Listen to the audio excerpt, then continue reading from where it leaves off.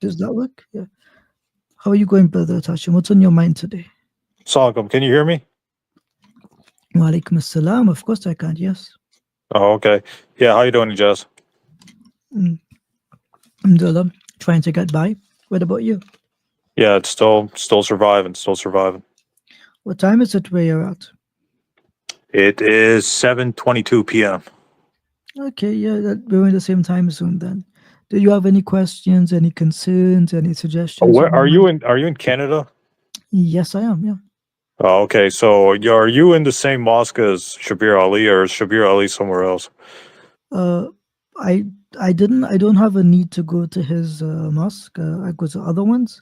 The last time I visited his masjid, Brother Fareed responds, if you remember him. We went to the masjid and we saw him that day. That could have been like a year ago, maybe around that. Oh, so you're not in the same mosque. You're not in the same area. Oh, okay. I No, thought you guys were in the same area. he lives further away from the masjid, so he's not regularly at the masjid either. He's usually at one closer to his home, ironically, but it is what it is. I don't know if the Oh, situation has changed. oh, okay. Yeah. Uh, what else is on your mind, Brother Tasha? Yeah, I just made some videos regarding Jeremiah chapter 8 verse 8 and the Yahweh argument. I think the Yahweh argument's becoming more popular against Islam or against the validity of Prophet Muhammad. What do you Uh, mean? What can you tell me what the argument is? the argument is that Muhammad didn't know Yahweh. He didn't know what the name of God is Hmm. because they say the name of God is Yahweh. Well, not every Christian. To be fair, not everybody brings this up. I think Sam Shamoon doesn't bring this up for some bizarre reason. But I remember A Plus and David Wood, they keep bringing up that argument of Yahweh. Not recently, but within the 2020s, they keep bringing that up. So I made some videos trying to refute that claim. And I made some videos on Jeremiah chapter 8, verse 8. So, like, what are your thoughts on this? I just want another Muslim apologist thoughts on the whole Yahweh argument and Jeremiah chapter 8 verse 8. What do you think about those arguments? Let's start with Jeremiah chapter 8, verse 8, Yirmeyahu. In that verse, it says that the scribes have, it asks the question, how can you say you have the Torah with you when the lying pens of the scribes have altered it, right? So the verse doesn't just say Yes. Torah, it says the Torah. So it doesn't refer to a commandment or commandments. It actually refers to the totality of revelation that was given to Musa alayhi salam. How can you say you have the Torah? Very clear claim. So yeah, I agree that Muslims should use that argument and it should specify what the Hebrew says. It Yeah, does not yeah, sorry, go ahead. yeah, I used that argument in my debate with Shamoun, and I was bringing up like Bible commentaries saying that even Christian scholars are admitting that Jeremiah chapter 8 verse 8 is talking about the corruption of the Torah. So would you use that same line of reasoning, or would you agree with that line of reasoning? I Yeah, mean, I that's one of mean, the reasons why I reject the Bible. But yeah, so go ahead. I'm sorry. Yeah, yeah, go ahead. we don't have to interpret it or go to commentaries. And just the plain reading of it is sufficient, I think. And if you do use commentaries, that just adds further credibility to the argument. As for the Yahweh argument, just to be clear, in Exodus chapter 3, verse 14, Moses, the name that he gets is not Yahweh. In fact, Yahweh, Yod He Vav He, is never used in that verse whatsoever. Either there are two names given, Ehya, Asher Ehya, and then Moses says, the Lord says to Moses, the name that you will use for me, that the sons of Israel would recognize me by, is Ehya, which should mean I will be.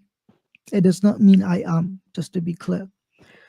So the name used is not Yahweh, it would be Ehya. The second thing is that Jesus in the New Testament, when he quotes Exodus 3:14 in its Greek form, you should know that the Greek form of the name is ego eimi ho on. I am the one being. And further in that, in the Greek Septuagint, the name that Yahweh says sorry, that the Lord says to Moses that the sons of Israel will recognize me by is the name Hoon, not the name Ego Aimi. So the Jesus of the New Testament in John chapter 8, verse 58, or the author of the Gospel of John either didn't understand the Greek of the Old Testament or they never knew the Hebrew of the Old Testament to get the name correct. So that's just my perspective on it, brother Itasham. What do you want me to call you, Itasham? How would you like me to refer to you?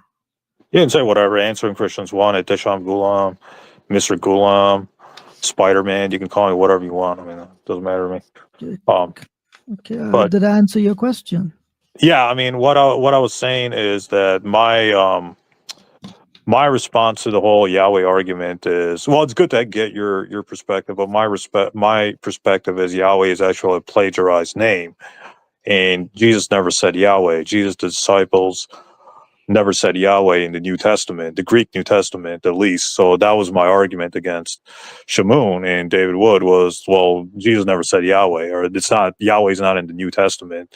So if Islam fails that Yahweh test, the New Testament fails that test too.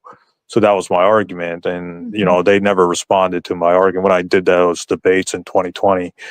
And my whole thing is that I think that Yahweh's a plagiarized name. I don't think it's the revealed name of God. I think whoever wrote, the Old Testament or the book of Exodus plagiarized that name of ancient Canaanite paganism or Median paganism. That was my response to apostate. You know apostate prophet, Ijaz? You know what I'm Yeah, talking about? but he makes a mistake. He thinks that the name of the prophets like Eliyahu or or Yeshayahu, right? They don't use the Tetragrammaton, No, right? do you know apostate prophet? Yeah, I know him, Yeah, okay. Ridwan, and I, I, I, I refuted him on this point on Twitter, and he never responded to me. Once I made the argument, it got a lot of likes and shares and all these things, which is that in the name of the prophets, when it uses the sacred name of God, it uses Yod He Vav. It does not have the second He. So it's not using the four letters. It's only using the triliteral root. So the name of the prophets in the Hebrew Bible refer to a triliteral root in the Hebrew language.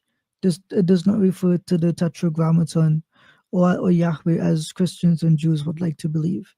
And if anyone wants to follow up on this, there is a book called the Masoretical Textual Criticism, I think is the name of the book, published in 1967.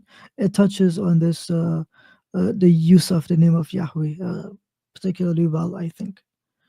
Just give me Oh, 1 second, brother Itashim. I see that we have someone that, wa alaikum assalam, Ranji,